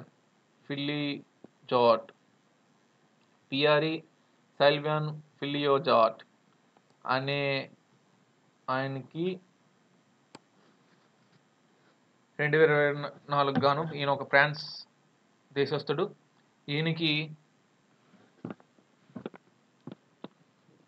పద్మశ్రీ అవార్డు పొందారు. ఈయన విభాగం వచ్చేటప్పటికి ఈయన సాంస్క్రిట్ స్కాలరు. ఈయన ఇండియన్ కల్చర్ మీద స్టడీస్ చేశారు. సో ఈయన చేసిన సేవలకు గాను ఈయనకి పద్మశ్రీ అవార్డు పొందారు. సో 4వ ఆయన వచ్చేటప్పటికి ఫ్రెడ్ నెగ్రిట్. ఈయన ఒక ఐడియాలిస్ట్. సో ఫ్రాన్స్ నుంచి పద్మశ్రీ అవార్డులను ఎంతమంది పొందారంటే 4 పొందారు. అందులో మొదటి వ్యక్తి వచ్చేటప్పుడు Charlotte Chopin old yoga expert ఈయన. So Kiran Vyas, Pierre Filliozat, Fred Negrit నలుగురుకు ఫ్రాన్స్ నుంచి పద్మశ్రీ పొందారు. సో ఇంకా ఇతర దేశస్తులు పద్మశ్రీ అవార్డు పొందిన ఇతర దేశస్తులు ఎవరంటే మెక్సికో నుంచి ప్రకాష్ సింగ్. ఈయన సైన్స్ అండ్ ఇంజనీరింగ్ విభాగంలో పద్మశ్రీ అవార్డు పొందారు. సైన్స్ అండ్ ఇంజనీరింగ్ విభాగంలో పద్మశ్రీ అవార్డు పొందిన మెక్సికో దేశస్థుడు ఎవరు అని క్వశ్చన్ ఇస్తాడు. అప్పుడు ఆన్సర్ వచ్చేసి Prakash Singh. Science and engineering విభాగంలో మెక్సికో దేశం నుంచి పద్మశ్రీ అవార్డు గ్రహీత ఎవరు? ప్రకాష్ సింగ్. ఇటీవల పపువా న్యూగినియా నుంచి పబ్లిక్ అఫైర్స్ విభాగంలో ఎవరు పద్మశ్రీ అవార్డు పొందారు? అప్పుడు ఆన్సర్ వచ్చేసి శశీంద్రన్ మ్యాచ్వెల్ అనే ఆయన పబ్లిక్ అఫైర్స్లో పపువా న్యూగినియా దేశం నుంచి పద్మశ్రీ అవార్డు పొందారు ఇటీవల. నెక్స్ట్ ఇది కూడా మనకి ఇవ్వడం, ఎందుకంటే మన పక్క దేశం కాబట్టి. బంగ్లాదేశ్ నుంచి రెజ్వానా చౌదరి బన్యా అనే ఫేమస్ సింగర్ పద్మశ్రీ అవార్డు పొందారు. ఇటీవల బంగ్లాదేశ్ నుంచి సింగర్ కళా విభాగంలో ఎవరు పద్మశ్రీ అవార్డు పొందారని ఇస్తారు. అక్కడ ఆన్సర్ వచ్చేసి రెజ్వానీ చౌదరి బన్యా. సో క్వశ్చన్ అనేది మళ్ళీ రిపీట్ చేస్తున్నాను. How many recipients of the Padma Shri award announced by the central government for 2024 are from France? France దేశం నుంచి ఎంతమంది పద్మశ్రీ అవార్డును పొందారు 2024 గాను? ఫ్రాన్స్ దేశం నుంచి 4 పద్మశ్రీ అవార్డులు పొందారు. అందులో Charlie Chopin, Kiran Vyas, Pierre Sylvain Filliozat, and Fred Negrit, ideologist. So Padma Shri 2024 గాను పద్మ అవార్డులు కేంద్రం ఎన్ని ప్రకటించింది? 132 మందికి పద్మ అవార్డులు పొందారు. అందులో పద్మ విభూషణ్ విభాగంలో 5గురికి, పద్మభూషణ్లో 17, పద్మశ్రీలో 110 మందికి అవార్డులు గెలుచుకున్నారు. ఇక ఇతర దేశస్తులు చూస్తే మెక్సికో నుంచి Prakash Singh science and engineering విభాగంలో పద్మశ్రీ పొందారు. Mexico Prakash Singh. So Papua New Guinea నుంచి, ఇది ఇంపార్టెంట్ అనుకుంటున్నా, పుపువా నిగుయా నుంచి శశీంద్రన్ మచ్యువల్ అనే ఆయన పబ్లిక్ ఎఫ్ఐఆర్ విభాగంలో పద్మశ్రీ వరించింది. ఇంకా బంగ్లాదేశ్ సింగర్ అయినటువంటి రెజ్వానా చౌదరికి పద్మశ్రీ వరించింది 2024 గాను. సో నెక్స్ట్ క్వశ్చన్కి వెళ్ళిపోదాం. Who among the following has served as vice president and received the Padma Vibhushan 2024? ఇది చాలా important. Who among the following has served as vice president and received the Padma Vibhushan 2024? ఇక్కడ 2024 గాను ఎవరు భారత ఉపరాష్ట్రపతిగా పనిచేసి పద్మ విభూషణ్ పొందారు? ఇక్కడ ఆన్సర్ వచ్చేసి నవీన్ పట్నాయక్. బి ఆన్సర్ వచ్చేటప్పటికి Neelam Sanjiva Reddy. C Venkaiah Naidu. D Kiran Bedi. we have 5 seconds. Let's check in the answer. Answer 1 వచ్చేసి నవీన్ పట్నాయక్, ఆన్సర్ 2 వచ్చేసి నీలం సంజీవ్ రెడ్డి, ఆన్సర్ 3 వచ్చేసి వెంకయ్య నాయుడు, ఆన్సర్ డి వచ్చేసి కిరణ్ బేడి. సో మనం ఇక్కడ టెంప్ట్ అయిపోతాం. వైస్ ప్రెసిడెంట్ అన్నాం కదా, సంజయ్ రెడ్డి గారు కానీ, కిరణ్ బేడి గారు కానీ, వెంకయ్య నాయుడు గారు కానీ. కాకపోతే ఇక్కడ చాలా మంది తెలిసి ఉంటుంది. ఇక్కడ ఆన్సర్ వచ్చేటప్పటికి వెంకయ్య నాయుడు గారు. ఆయన ఉపరాష్ట్రపతిగా పనిచేసి పద్మ విభూషణ్ గెలుచుకున్నారు. ఉపరాష్ట్రపతిగా పనిచేసి పద్మ విభూషణ్ గెలుచుకున్న వ్యక్తి ఎవరైనా క్వశ్చన్ ఇస్తాడు. అప్పుడు వెంకయ్య నాయుడు గారు. ఈయన తెలుగు వ్యక్తి.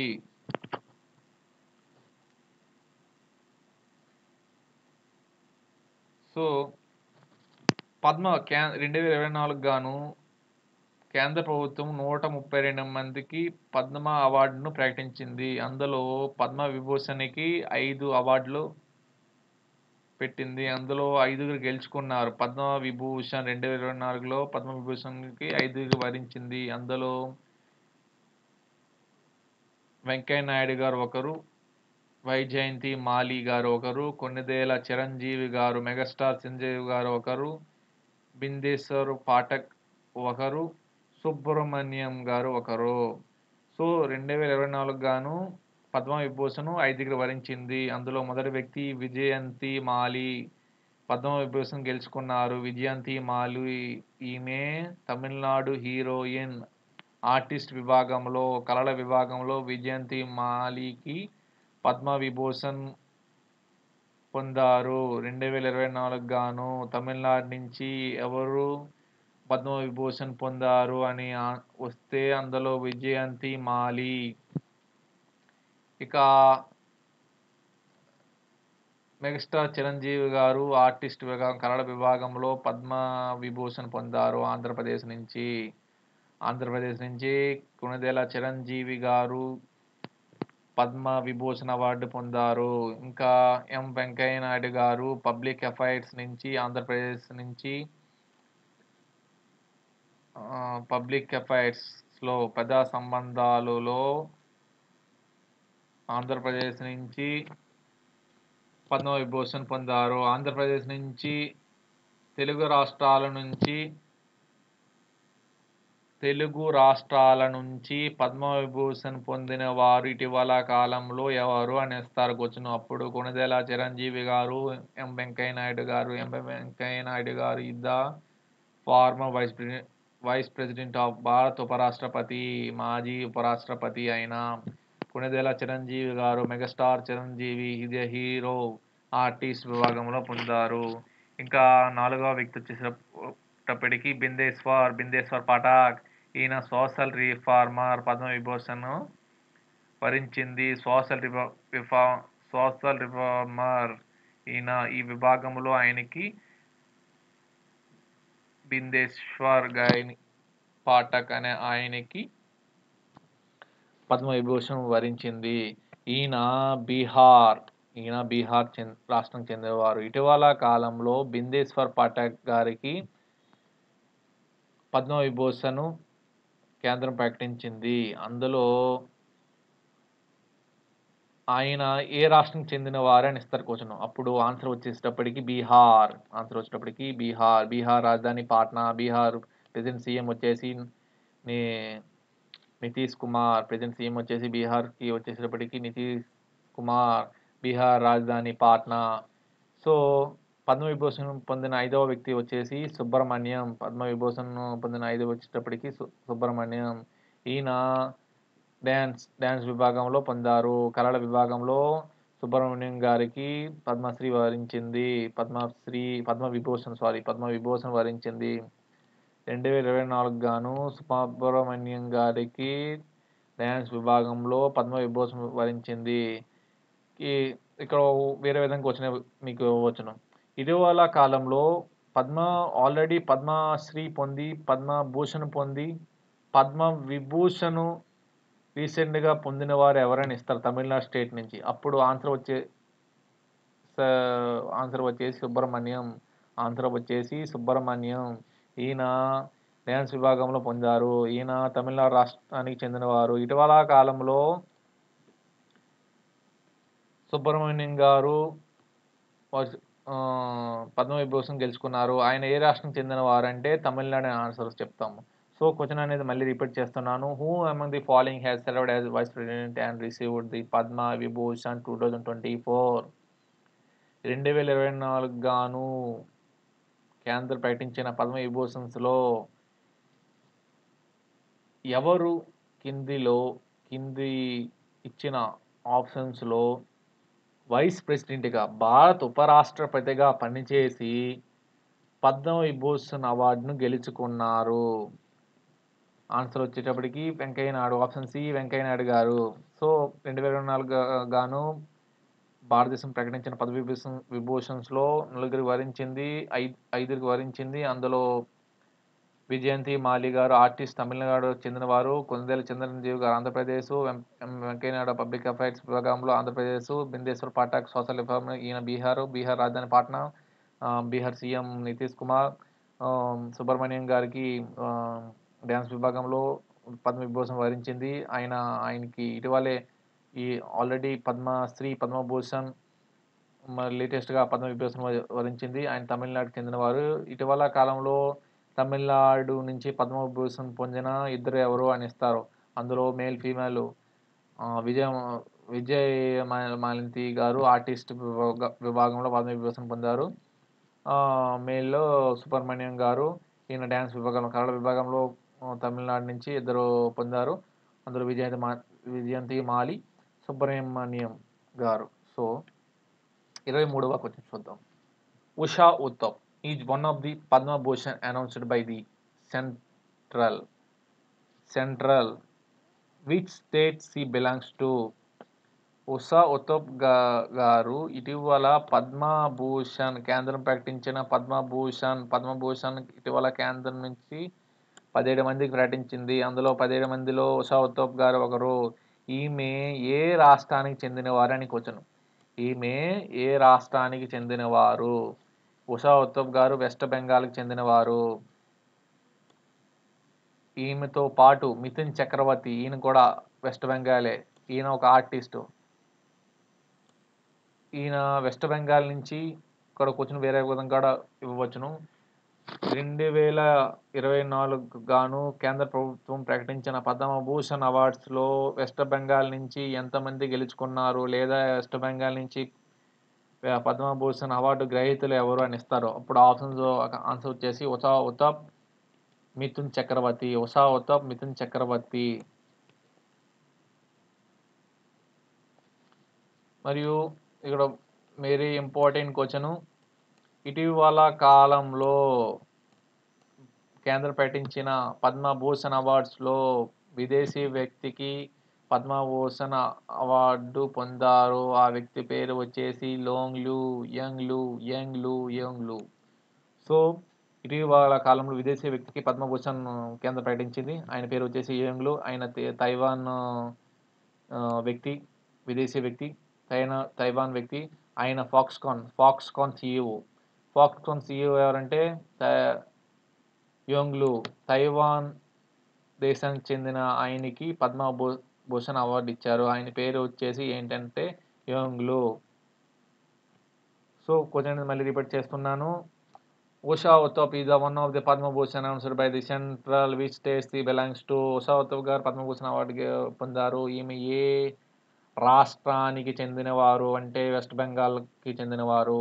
మిథున్ చక్రవర్తి ఏ రాష్ట్రానికి చెందినవారని ఇస్తారు. అప్పుడు మిథున్ చక్రవర్తి, ఉషా ఉత్తప్ గారు ఒకే రాష్ట్రం అయినటువంటి వెస్ట్ బెంగాల్. వీళ్ళిద్దరికి పద్మభూషణ్ అనే అవార్డు 2024 గాను కేంద్రం ప్రకటించింది. సో 2024 గాను విదేశీ వ్యక్తికి పద్మభూషణ్ అవార్డు వరించింది. అందులో ఆయన పేరు వచ్చేసి యంగ్-లూ. ఆయన ఏ దేశస్తుడంటే తైవాన్ దేశానికి చెందినవాడు. ఆయన ఇటీవల తైవాన్ యంగ్-లూ ఆయన పద్మభూషణ్ పొందారు. ఆయన ఏ కంపెనీకి సీఈఓ అని ఇస్తారు. అప్పుడు ఆన్సర్ వచ్చేసి ఫాక్స్కాన్ సీఈఓ. సో 24వ క్వశ్చన్ వచ్చేసి Who among the following has served as Deputy Prime Minister and received Bharat Ratna 2024? Who among the following has served as Deputy Prime Minister and received Bharat Ratna 2024? ఇటీవల కేంద్ర ప్రభుత్వం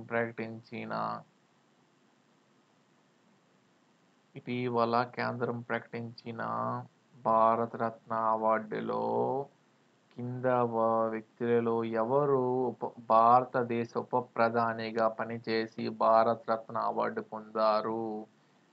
options వచ్చేసి PV Narasimha Rao, option వచ్చేసి PV Narasimha Rao, option వచ్చేసి A PV Narasimha Rao, B PP Singh, option C Karpoori Thakur, option D LK Advani. నేను అక్కడ ఎందుకంటే PV Narasimha Rao గారు గడికి చెప్పానంటే ఇక్కడ మనకి టెంప్ట్ అయిపోతాం. క్వశ్చన్ వచ్చేసరికి మనము టెంప్ట్ అయిపోతాం. పివి నరసింహారావు గారు అవ్వచ్చు కదా, లేకపోతే విపి సింగ్ గారు అవ్వచ్చు కదా, కొత్త పేర్లో విపి సింగ్ అవ్వచ్చు కదా, లేకపోతే కర్పూరి ఠాకూర్, మనకు విన్న పేర్లు మనము అనుకుంటాం. సో కాకపోతే అక్కడ ఆన్సర్ వచ్చేసి ఎల్కే అద్వానీ గారు భారత ఉప ప్రధానిగా పనిచేసి భారతరత్న అవార్డు పొందారు. సో 2024 గాను భారతదేశపు అత్యున్నత పౌర పురస్కారమైనటువంటి భారతరత్నాన్ని 5 మందిని ఎంపిక చేసి ప్రకటించింది.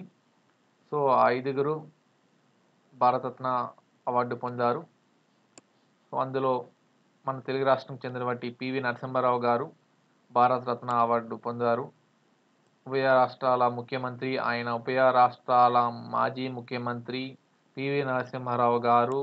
ఈయన 1991 నుంచి 1996 వరకు పనిచేశారు. 1991 నుంచి 1996 వరకు భారతదేశ ప్రధానమంత్రిగా పనిచేశారు. ఈయననే ఫాదర్ ఆఫ్ ఇండియన్ ఎకనామిక్ రిఫార్మ్స్గా పేర్కొంటారు. భారతదేశపు ఫాదర్ ఆఫ్ ఇండియన్ ఎకనామిక్ రిఫార్మర్స్గా ఎవరిని పేర్కొంటారని ఆప్షన్స్ ఇస్తారు. ఫాదర్ ఆఫ్ ఇండియన్ ఎకనామిక్ రిఫార్మర్స్గా ఎవరిని పేర్కొంటారని ఇస్తారు. అప్పుడు మనం కొంచెం టెంప్ట్ అయిపోతాం.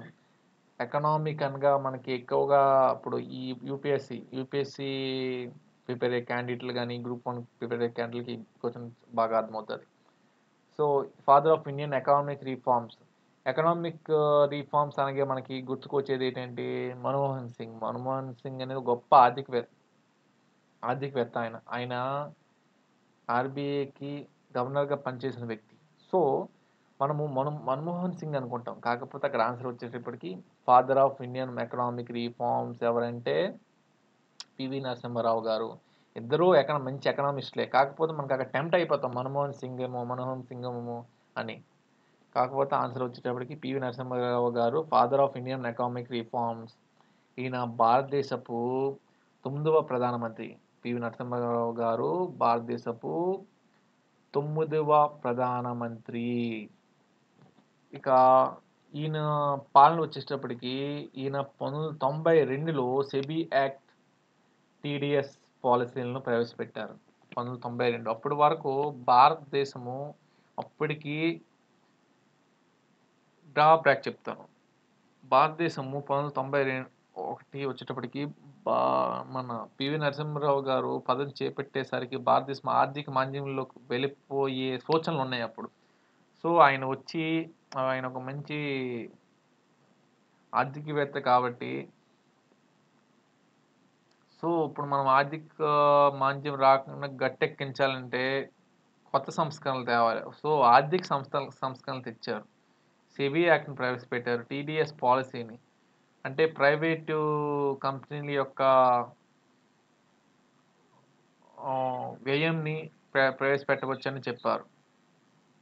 అంటే విదేశీ కంపెనీలు ఇండియాలో వచ్చి పెట్టుబడులు పెట్టుకోవచ్చని చెప్పారు. సో ఈ ప్రభావం అనేది బాగా ఇండియా ప్రభావం చూపింది ఈ డెసిషన్ అనేది. సో ఆయన చేసుకున్న ఆర్థిక సంస్కరణలు ఇండియాకి ఆర్థిక మాంద్యంలోకి వెళ్ళకుండా చేశాయి. సో 1992లో సెబీ యాక్ట్‌ని ఎవరు ప్రవేశపెట్టారంటే పివి నరసింహారావు గారు. లుక్ ఎట్ ఈస్ట్ పాలసీని ఎవరు ప్రవేశపెట్టారంటే పివి నరసింహారావు గారు. లాస్ట్ ఏపీ సెట్ ఎగ్జామ్‌లో అడిగారు. ఏపీ సెట్ ఎగ్జామ్‌లో అడిగిన క్వెషన్‌లో ఏంటంటే లుక్ ఈస్ట్ పాలసీ ఒక క్వెషన్ వేరే విధంగా ఇవ్వచ్చును. లుక్ ఈస్ట్ పాలసీ విధానాన్ని ప్రవేశపెట్టిన కింద వరుసలో ఎవరు లుక్ ఈస్ట్ పాలసీని ప్రవేశపెట్టిన ప్రధాని ఎవరు? లుక్ ఈస్ట్ పాలసీ ప్రవేశపెట్టిన ప్రధాని ఎవరంటే పివి నరసింహారావు గారు. సో లుక్ ఈస్ట్ పాలసీ అనే వచ్చేటప్పటికి యూపీఎస్సీ ప్రిపేర్ అయ్యే వాళ్ళకి చెప్తున్నాను. లుక్ ఈస్ట్ పాలసీ అని వచ్చేటప్పటికి మనం టెంప్ట్ అయిపోతాము. జవహర్లాల్ నెహ్రూ అవ్వచ్చేమో, లేకపోతే లాల్ బహదూర్ శాస్త్రి గారు అవ్వచ్చేమో అనుకుంటా. కాకపోతే అక్కడ ఆన్సర్ వచ్చేటప్పటికి పివి నరసింహారావు గారు. సో ఈయన కాలంలోనే 1991లో చైనా అధ్యక్షులు లీ పెంగ్ వచ్చారు ఇండియాకి. ఈయన డిప్లొమాటిక్ విషయాలపై 1993లో చైనాకి వెళ్ళారు. మరియు పివి నరసింహ గారు స్పెషల్ ఏంటంటే ఆయన 17 లాంగ్వేజ్‌ల్లో ప్రావీణ్యం కలిగినవారు. పివి నరసింహారావు గారు వచ్చేసి 17 లాంగ్వేజ్‌ల్లో ప్రావీణ్యం కలిగినవారు. సో మనకి పివి నరసింహారావు గారు క్వెషన్స్ కాంపిటేటివ్‌లో ఎట్లా అడుగుతారో చెప్తాను చూడండి. పివి నరసింహ గారి ప్రధానమంత్రి పదవీ కాలం అంటే 1991-1996. పివి నరసింహారావు గారుని కింది విధంగా పిలుస్తారు. Father of Indian economic reforms లేదా father of Indian economic reforms అని ఎవరిని పిలుస్తారు అంటే పివి నరసింహారావు గారు.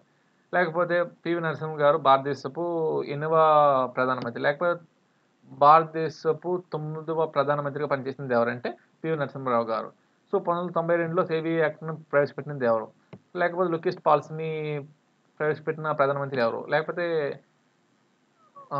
1990 ఈ సంవత్సరంలో లుక్ ఈస్ట్ పాలసీని ప్రవేశపెట్టినది ఎవరు? అంటే పివి నరసింహారావు గారు. సో పివి నరసింహారావు గారు ఎన్ని లాంగ్వేజ్‌లో ప్రావీణ్యం కలవారు అంటే 17 లాంగ్వేజ్‌ల్లో. సో భారతరత్న పొందిన వ్యక్తుల్లో రెండవ వ్యక్తి ఎవరంటే 2024లో భారత ప్రభుత్వం ప్రకటించిన వారిలో చౌదరి చరణ్ సింగ్ గారు ఉత్తరప్రదేశ్ చెందిన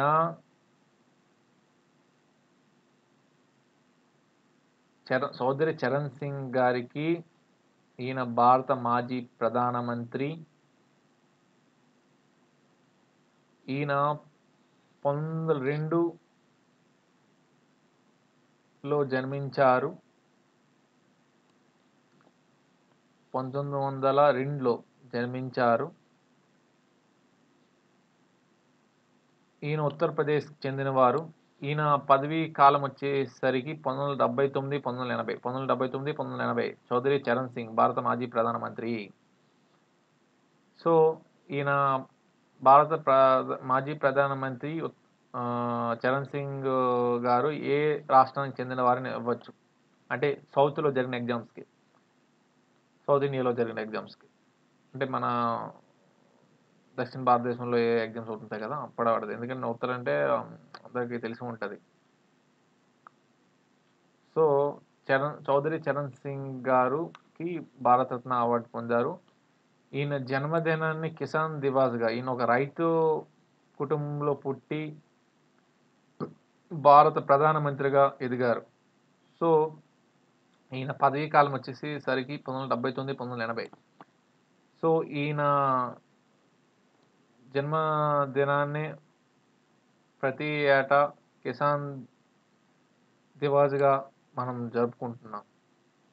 సో, భారతరత్న పొందిన వారు మూడో వ్యక్తి ఎవరు వచ్చేసరికి ఐ ఐ ఎల్‌కే అద్వానీ. మూడో వ్యక్తి ఎవరు? ఎల్‌కే అద్వానీ. భారతదేశం ఐదుగురికి భారతరత్న అవార్డు ప్రకటించింది 2024లో. ఎల్‌కే అద్వానీ గారు. ఎల్‌కే అద్వానీ గారు భారతరత్న పొందారని ఎవరు ట్విట్టర్‌లో, సోషల్ ప్లాట్‌ఫార్మ్‌లో ఎవరు చెప్పారు, ట్వీట్ చేశారు అంటే Narendra Modi, Indian prime minister Narendra Modi LK Advani గారికి భారతరత్న అవార్డు వచ్చిందని చెప్పారు. ఎప్పుడు చెప్పారు? ఫిబ్రవరి 3, 2024 తేదీన ఎక్స్‌లో, ట్విట్టర్‌లో పోస్ట్ చేశారు. ఎల్‌కే అద్వానీ గారుకి భారతరత్న అవార్డు వచ్చిందని మోదీ గారు ఏ సామాజిక యాప్‌లో ట్వీట్ చేశారు. 2024 ఫిబ్రవరి 3న ఎల్‌కే అద్వానీ గారికి భారతరత్న వరించిందని ట్విట్టర్‌లో, ఎక్స్‌లో మోదీ గారు చెప్పారు. సో, ఈయన వాజ్పేయి గారు ప్రధాని మంత్రిగా ఉండేటప్పుడు ఎల్‌కే అద్వానీ గారు భారతదేశపు ఉప ప్రధానిగా, ఏడవ ఉప ప్రధానిగా పనిచేశారు. భారతదేశపు ఏడవ ఉప ప్రధానిగా పనిచేసిన వ్యక్తి ఎవరు? భారతదేశపు ఏడవ ఉప ప్రధానిగా పనిచేసి భారతరత్న అవార్డు పొందిన వ్యక్తి ఎవరు అని ఇస్తాడు. ఎందుకంటే ఇప్పుడు డైరెక్ట్ బిట్లు లేవు. ఇలా అని డెప్త్ వెళ్లి ఇస్తాడు. సో, అలా డెప్త్‌గా నేను చెప్పాను. సో, ఎల్‌కే అద్వానీ గారు భారతదేశపు ఏడవ ఉప ప్రధానిగా పనిచేసి భారతరత్న అవార్డు పొందారు. సో, ఇంకా నాలుగవ వ్యక్తి వచ్చేసరికి కర్పూరి ఠాగూర్. కర్పూరి ఠాగూర్ ఇటీవల భారత రత్న పొందిన అవార్డు గ్రహీతల్లో ఈయన కూడా ఒకరు. కర్పూరి ఠాకూర్. ఈయన ఏ రాష్ట్రానికి చెందినవారంటే బీహార్. ఇటీవల భారతరత్న పొందిన కర్పూరి ఠాకూర్ ఏ రాష్ట్రానికి చెందినవారంటే బీహార్. ఈయనకి జనవరి 23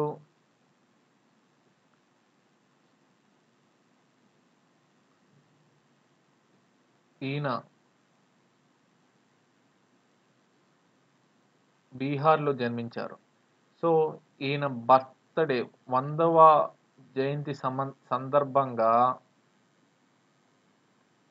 భారత ప్రభుత్వం ఈయనకి భారతరత్న అవార్డు ప్రకటించింది. ఈయన 100వ బర్త్‌డే సందర్భంగా జనవరి 23, 2024లో ఈ సంవత్సరంలో జనవరి 23న ఆయన 100వ బర్త్‌డేకి పురస్కరించుకొని భారత ప్రభుత్వము కర్పూరి ఠాకూర్ గారికి Bharat Ratna, India's highest civilian award ప్రకటించింది. ఈయన కర్పూరి ఠాకూర్ స్పెషల్ ఏంటంటే, ఈయన బీహార్‌లో అణగారిన వర్గాల, కులాల వారికి రిజర్వేషన్ కోసం పోరాడారు. బీహార్‌లో అణగారిన వర్గాల కోసం పోరాడి భారతరత్న అవార్డు తన 100వ జయంతి నాడు అవార్డు పొందిన భారతరత్న అవార్డు పొందిన గ్రహీత ఎవరని క్వెషన్ ఇస్తాడు. సో, అప్పుడు కర్పూరి ఠాకూర్. సో, 1970లో పూర్తిగా లిక్కర్ బ్యాన్ చేసినటువంటి ఆహ్, బీహార్ మాజీ ముఖ్యమంత్రి ఎవరంటే కర్పూరి ఠాకూర్. కర్పూరి ఠాకూర్ బీహార్ మాజీ ముఖ్యమంత్రి. కర్పూరి ఠాకూర్ బీహార్‌కి ముఖ్యమంత్రిగా పనిచేశారు. ఈయన హయాంలోనే 1970లో లిక్కర్‌ని పూర్తిగా బ్యాన్ చేశారు. ఈయన 100వ బర్త్‌డే సందర్భంగా భారత ప్రభుత్వం జనవరి 23న ఈయనకి భారతరత్న అవార్డు వచ్చిందని ప్రకటించారు. సో, ఐదవ వ్యక్తి స్వామినాథన్ భారతరత్న అవార్డు పొందిన గ్రహీతల్లో ఒకరు. ఈయన తమిళనాడు రాష్ట్రానికి చెందినవారు. ఈయన గ్రీన్ గ్రీన్ రివల్యూషన్కి ఇండియాలో గ్రీన్ రివల్యూషన్కి పితగా ఈయన్ని పేర్కొంటారు. MS Swaminathan Tamil Nadu. MS Swaminathan green revolution ప్రఖ్యాత ఏంటంటే అప్పుడు దేశము ఆర్థిక వ్యవసాయం కంటే పంటలు నాశనం అవుతున్నాయి. సో అంటే కరోనా టైంలో పంటల్ని జీవ ఎరువులు లేకపోతే వేరే వేరే ఫార్మింగ్ విధానంలో మార్పులు తెచ్చి దేశాన్ని ఆర్థిక మాధ్యమంలోకి వెళ్ళకుండా కరువు కాటలకు వెళ్ళకుండా చేశారు. సో ఆయన చేసిన విశేష సేవలకు గాను భారతరత్న అవార్డు ఆయన వరించింది. ఈయన తమిళనాడు రాష్ట్రానికి చెందినవారు. సో క్వశ్చన్ మళ్ళీ రివిజన్ చేద్దాం. చూడండి. So, who among the following has served as Deputy Prime Minister of India and received Bharat Ratna Award 2024? ఇటీవల కాలంలో ఏ వ్యక్తి భారతదేశపు ఉప ప్రధాని పనిచేసి భారతరత్న అవార్డు పొందినంటే ఎల్కే అద్వానీ గారు. సో ఇటీవల భారతరత్న 5 వరించింది. అందులో పివి నరసింహారావు గారు, చౌదరి చరణ్ సింగ్, ఎల్కే అద్వానీ గారు, Karpoori Thakur, MS Swaminathan. So PV Narasimha గారికి క్వశ్చన్స్ ఎట్లా వస్తాయి చూడండి. పివి నరసింహ గారు భారతదేశం 1991కి 1990 వరకు పనిచేశారు భారతదేశ ప్రధానమంత్రిగా. పివి నరసింహ గారు భారతదేశపు ఎన్నవ ప్రధానమంత్రి, 9వ ప్రధానమంత్రి. Who the father of Indian economic reforms అంటే పివి నరసింహరావు గారు. లూకిస్ట్ పాలసీని ఎవరు ప్రవేశపెట్టారంటే పివి నరసింహరావు గారు. 1992 సెబీ యాక్ట్ని ప్రవేశపెట్టినది ఎవరంటే పివి నరసింహరావు గారు. లేకపోతే 17 లాంగ్వేజ్‌ల్లో ప్రావీణ్యం కలిగిన మాజీ ప్రధాని ఎవరు అంటే పివి నరసింహరావు గారు. ఎవరు పుట్టినరోజును కిసాన్ దివస్‌గా జరుపుకుంటారు. ఉత్తరప్రదేశ్‌కి చెందినటువంటి చరణ్ సింగ్ మాజీ మన దేశ ప్రధాని, ఇండియా ప్రధాని. చౌదరి చరణ్ సింగ్ గారు మాజీ ప్రధాని అయినటువంటి చౌదరి చరణ్ సింగ్ గారు ఏ రాష్ట్రానికి చెందినవారంటే ఉత్తరప్రదేశ్. సో మాజీ ప్రధాని అయినటువంటి చరణ్ సింగ్ గారికి ఇటీవల కాలంలో ఈ భారతరత్న అవార్డు పొందారు. ఆయన ఏ రాష్ట్రానికి చెందినవారు? ఆయన ఏ కాలంలో భారత ప్రధానిగా పనిచేశారు? ఆయన 1979 నుంచి 1980 వరకు భారత ప్రధానిగా పనిచేశారు. ఈయన ఉత్తరప్రదేశ్‌కి చెందినవారు. సో ఇటీవల కాలంలో ఎల్కే అద్వానీ గారికి భారతరత్న అవార్డు వచ్చింది. ఆయనకు అవార్డు వచ్చిందని ఏ సాంఘిక యాప్‌లో మోదీ గారు ట్వీట్ చేశారు. ఎక్స్ ఆయన ఈయన ఏ తేదీ నాడు ట్వీట్ చేశారు? ఫిబ్రవరి 3, 2024. వాజ్పేయి గారు ఏ ప్రధాని హయాంలో ఉప ప్రధానిగా పనిచేశారు? వాజ్పేయి, అటల్ బిహారీ వాజ్పేయి భారతదేశపు 10వ ప్రధానమంత్రి. ఆయన హయాంలో డిప్యూటీగా పనిచేసిన వ్యక్తి ఎవరంటే ఎల్కే అద్వానీ గారు. ఎల్కే అద్వానీ గారు 7వ ఉప ప్రధానిగా పనిచేసేటప్పుడు భారతదేశపు ప్రధాని అని ఎవరని క్వశ్చన్ ఇస్తారు, డెప్త్ క్వశ్చన్స్. సో అప్పుడు వాజ్పేయి గారిని పెడతాం. సో కర్పూరి ఠాకూర్ బీహార్‌లో బీహార్ రిజర్వేషన్ కోసం పోరాడిన వ్యక్తి ఎవరంటే కర్పూరి ఠాకూర్. ఈ 1970లో పూర్తిగా లిక్కర్ బ్యాన్ చేసిన ముఖ్యమంత్రి ఎవరంటే బీహార్ ముఖ్యమంత్రి మాజీ ముఖ్యమంత్రి కర్పూరి ఠాకూర్. సో ఎంఎస్ స్వామినాథన్ గారికి ఏ సంవత్సరంలో భారతరత్న అవార్డు వచ్చింది? లేకపోతే ఎంఎస్ స్వామినాథన్ గారు ఏ రాష్ట్రానికి చెందినవారు? తమిళనాడు చెందినవారు. Who the green father of Indian green revolution అంటే ఎంఎస్ స్వామినాథన్ గారు. సో నెక్స్ట్ క్వశ్చన్‌కి మనం వెళ్ళిపోదాం.